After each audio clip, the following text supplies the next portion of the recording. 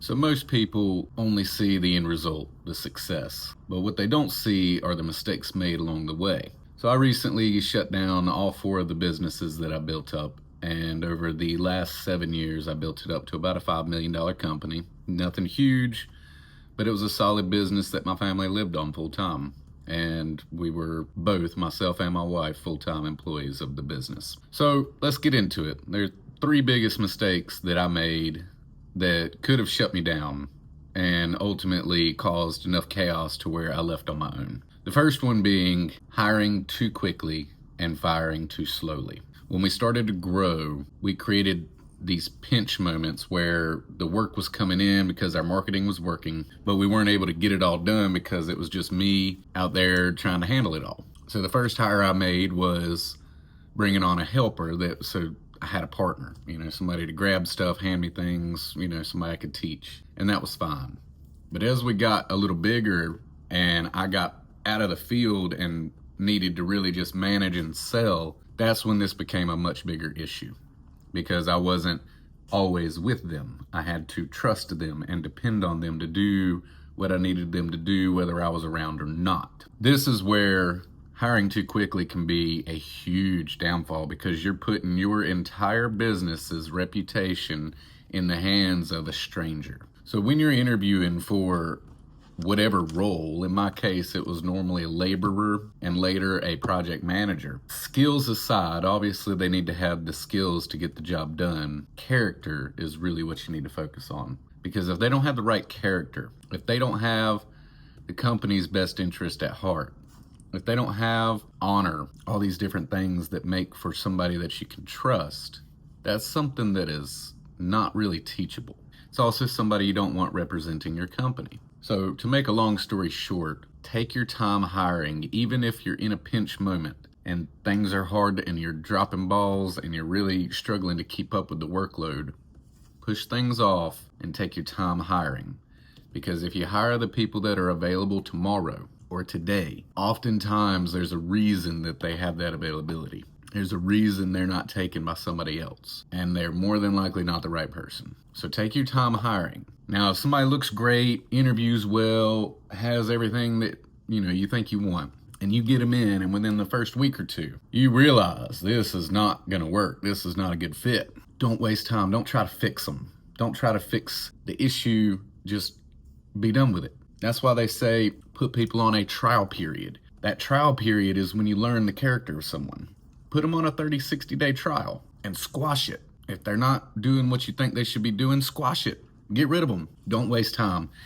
The longer they work there, they can infiltrate other members of your team. They can become poison to the culture and they can damage your reputation. Get them out quickly. So mistake 1, hiring too quickly, firing too slowly. Mistake number 2, taking on too much overhead. When you're growing, you see all these other people in the industry that you're in, and there's always people that are a few steps ahead of you. The people that have the nice office, the nicer trucks, the nicer whatever, project managers, this, that, and the other. And it's alluring, it's attractive. And you want that, and that's fine. But take your time with it. You can run a long time without fancy software. You can run a long time with your old beat up truck. You can run a long time with your house being your office. And the longer you do, the more cash you can hang on to. The more cash you can hang on to, the more marketing you can do, and then in turn, the faster you can grow the business. If I would have, instead of taking on a bunch of softwares, buying new equipment all the time, taking on an office space and decorating it to make it look professional, getting all the fancy equipment, this, that, and the other, if I would have taken that money and dumped it into my marketing efforts, I could have scaled much quicker. We wouldn't have had cash flow issues, because what ended up happening was you take on all these monthly bills. Now you have no choice but to take on as many projects as you can to keep up with the overhead. And then you become less selective about who you work for. And then you end up getting clients that maybe are not the best clients and maybe cause you problems and maybe don't pay. It can lead to all kinds of different things. So stay lean. Be very cautious taking on anything that is going to be a reoccurring bill, a rent, a payment, a subscription, whatever. If you can do it grassroots and small, Do it as long as possible. Save your money and put it toward getting new business, marketing efforts. So that was my mistake number 2. I wanted to look the part, and that's not what this is about. This is a cash game. The more cash you have, the more leverage you have, the more people you can reach, the more business you can bring in, and it evolves. Keep your overheads low.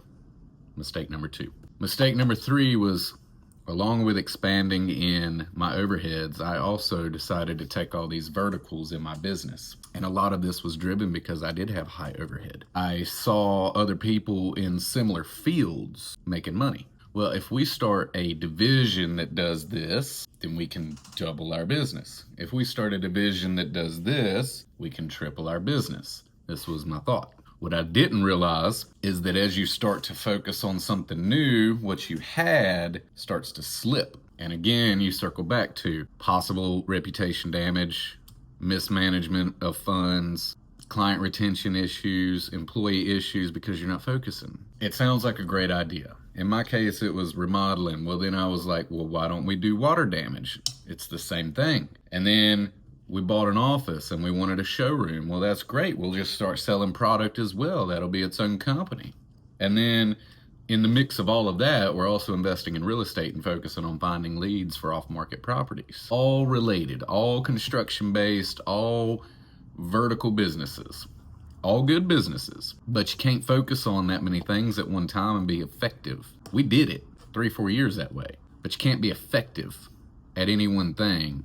You can't market that many things at the same time and effectively get your message to the right people when you're going that many directions. We had cross-branding, brand confusion. Our clients didn't quite know what we were anymore. Well, we're a product. Well, we're a service. Well, we're a damage company. You know, what do you do? It gets confusing. Our employees, we had to leverage them across multiple businesses. The accounting got crazy. It created just a ton of confusion. What seemed like a really cool way of expanding cash flow opportunities ended up creating confusion and frustration. And the confusion and frustration is ultimately what led to my burnout. That's why I ended up just shutting it all down, getting frustrated with the whole lot, and walking away. It was profitable. We made money. We did not make as much money as we could have if we'd have just stuck with one thing and focused on it and perfected it and grown it and expanded it. We would have made a whole lot more. And we would have had a whole lot less headache as well. But because we wanted to bring all these little side gigs in, we ended up shutting it all down. So mistake number 3, taking on things before you've perfected what you're currently working on. And this applies to marketing as well. When you're marketing, take 1 or 2 different marketing outlets and focus on it. If you try to market everywhere, your dollars won't be spent effectively, your reach won't be reached effectively, you'll be spread thin and you won't really reach hardly anybody. So that's something else to think about when you're talking about spreading things out. So hiring too quickly, firing too slowly, taking on too much overhead too quickly, and then expanding the business into directions that it really didn't need to be. We had money as a remodel company. We didn't need to do all this other stuff. But we pinched ourselves by taking on a bunch of overhead, and then we thought, well, let's go try to add some stuff to it. We'll create some more cash flow.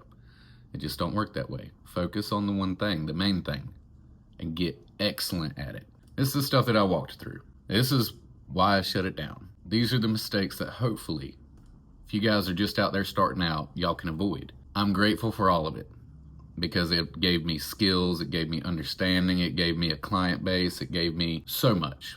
It gave me faith in myself that we can do this.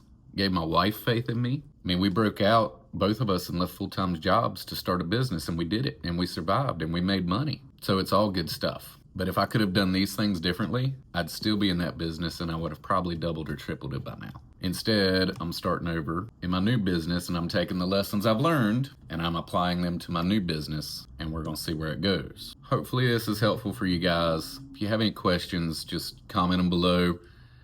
I'll continue making these videos. If you want to know anything specific about what I've been through, I'm making these videos to help.